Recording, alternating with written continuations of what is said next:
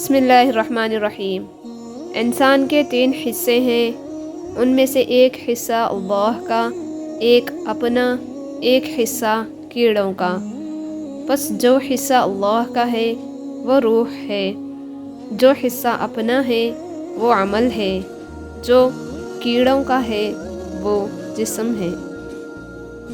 جب بے وجہ توڑ دیے جاؤ تو سمجھ جاؤ اللہ تعالیٰ اپنے قریب لا کر جوڑنا چاہتا ہے۔ اللہ پاک فرماتے ہیں، میں بہتری سے پہلے دیری کرتا ہوں اور میں انہی کو آزماتا ہوں جنہیں میں پسند کرتا ہوں۔ اور پھر جب آپ کا رب آپ کو دنیا کے کروڑوں لوگوں میں سے اپنے لیے چن لے تو آپ کا فرض بنتا ہے ساری دنیا کو چھوڑ کر اس کی طرف دوڑیں، اس کے ہو جائیں اور اپنے رب کی محبت کا فرض ادا کریں۔ اللہ کے کاموں میں آپ دخل نہیں دے سکتے کیونکہ اللہ سپریم ہے، وہ جو کرتا ہے اور فرماتا ہے وہی ٹھیک اور بہتر ہوتا ہے۔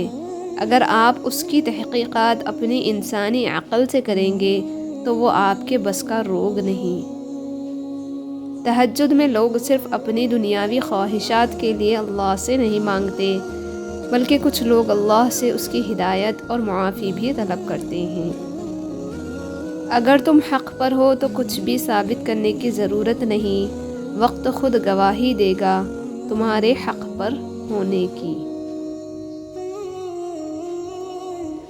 مضبوط انسان وہ نہیں ہوتا جو روتا نہیں، بلکہ مضبوط انسان وہ ہوتا ہے جس کی آنکھوں سے آنسو نکلے اور وہ ان آنسوؤں کو پوچھ کر ایک بار پھر دنیا کا مقابلہ کرنے کو تیار ہو جائے۔ سازشیں، غیبتیں، پیٹھ پیچھے وار، لوگ بھول بیٹھے ہیں کہ کوئی کن بھی کہتا ہے۔ انسان کو خوش رہنے کے لیے پیسے سے زیادہ رشتوں کی ضرورت ہوتی ہے۔ پرفیوم لگانے سے پہلے یہ بھی سوچا کرے کہ ہمارا اخلاق اور کردار تو بدبودار نہیں۔ سانپ سے نہ ڈرو کیونکہ سانپ سر عام ڈستا ہے، ان کمظرفوں اور منافقوں سے ڈرو جو اپنا بن کر ڈستے ہیں۔ روز ہوتا ہے تعارف کسی سچائی سے، روز ایک شخص میرے دل سے اتر جاتا ہے۔ جو لوگ کیل بن کر چبھنے لگے انہیں ہتھوڑا بن کر ٹھوک دو۔ آج کے دور میں تعلقات کو ٹھیک کرنے کی کبھی کوشش نہ کریں بلکہ اپنے مالی حالات ٹھیک کریں، تعلقات خود بخود ٹھیک ہو جائیں گے۔ کبھی کبھی رویوں کے پھندے رشتوں کا گلا گھونٹ دیتے ہیں۔ تمہاری تنہائی تمہیں جس طرف مائل کرتی ہے بس وہی تمہارے اندر کی حقیقت ہے۔ اچھے وقت کی ایک خامی ہے کہ جلدی گزر جاتا ہے اور برے وقت کی اچھی بات یہ ہے کہ ہمیشہ نہیں رہتا۔ نمازیں سکون دینے لگتی ہیں جب ہم ان کو وقت پر ادا کرنے لگیں۔ الجھنا چھوڑ دیں ایسی چیزوں سے، حالات سے اور لوگوں سے جن کو آپ بدل نہیں سکتے اور اپنی توجہ اس پر مرکوز کریں جسے آپ بدل سکتے ہیں، یعنی کہ اپنا آپ۔ لمبی امیدوں سے دور رہا کرو کیونکہ وہ تمہارے پاس موجود نعمتوں کو حقیر بنا دیتی ہیں۔ ہم جس احسان فراموش معاشرے کا حصہ ہیں وہاں سونے کی پلیٹ میں بھی کچھ دیا جائے تو چمچہ نہ ہونے کا شکوہ بہرحال رہتا ہے۔ کسی دوسرے کے لیے سکھ ڈھونڈنے والے کی ذات پر سکھ آسمان سے برستے ہیں۔ دولت وراثت میں مل سکتی ہے مگر پہچان اپنے دم پر بنتی ہے۔ کبھی کبھی اللہ ہمیں خود سے قریب کرنے کے لیے بھی کچھ بے قراریاں دے دیتے ہیں کچھ خاص اداسیاں جنہیں اللہ سے کہہ کر ہی سکون ملتا ہے۔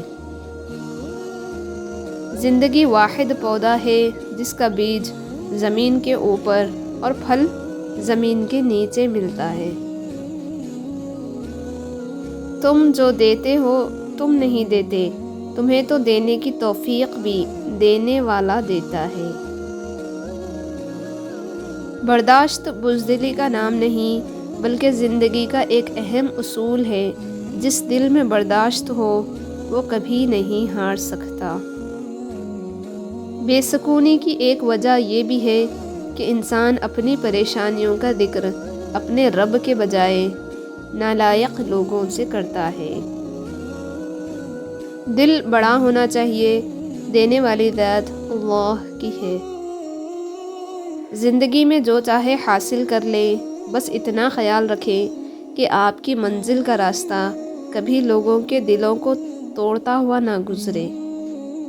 جو شخص اللہ کی آواز کے ساتھ دل ملا لیتا ہے اسے کسی اور سہارے کی ضرورت نہیں رہتی۔ جنہیں آپ کی تکلیف کا احساس نہ ہو انہیں اپنی تکلیف کا احساس دلانے کی بھی تکلیف نہیں کرنی چاہیے۔ ایک بات پر ایمان رکھیں، جو انسان ہمارے حق میں بہتر نہ ہو اللہ اس انسان کو ہم سے دور کر دیتا ہے۔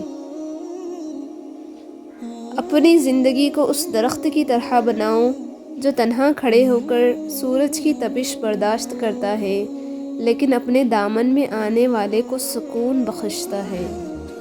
مسلسل دعائیں اللہ سے کن کہلوا ہی دیتی ہیں کیونکہ اللہ کو مان رکھنا آتا ہے۔ کچھ رشتے اور تعلق اس پرندے جیسے ہوتے ہیں جو کھلے دروازے دیکھ کر بھی نہیں اڑتے۔ عورت کو دنیا کے کوئی کام نہیں تھکا سکتے، لیکن اگر رویوں میں کڑواہٹ آ جائے تو مضبوط سے مضبوط عورت بھی تھک کر ہار جاتی ہے۔ منافق شخص ہر بھیڑیے کے ساتھ مل کر شکار کرتا ہے اور پھر ہر چرواہے کے ساتھ بیٹھ کر آنسو بہاتا ہے۔ امانت صرف چیزوں کی نہیں ہوتی بلکہ راز کی بھی ہوتی ہے۔ اگر کوئی اپنے جذبات کچھ راز بیان کرے تو اس میں بھی خیانت نہ کرو۔ جو لوگ آپ کو حق پر ہوتے ہوئے بھی غلط سمجھتے ہیں ان سے کوئی شکوہ نہ کیجیے، کیونکہ جس کی جتنی سمجھ ہوتی ہے وہ اتنا ہی سمجھتا ہے۔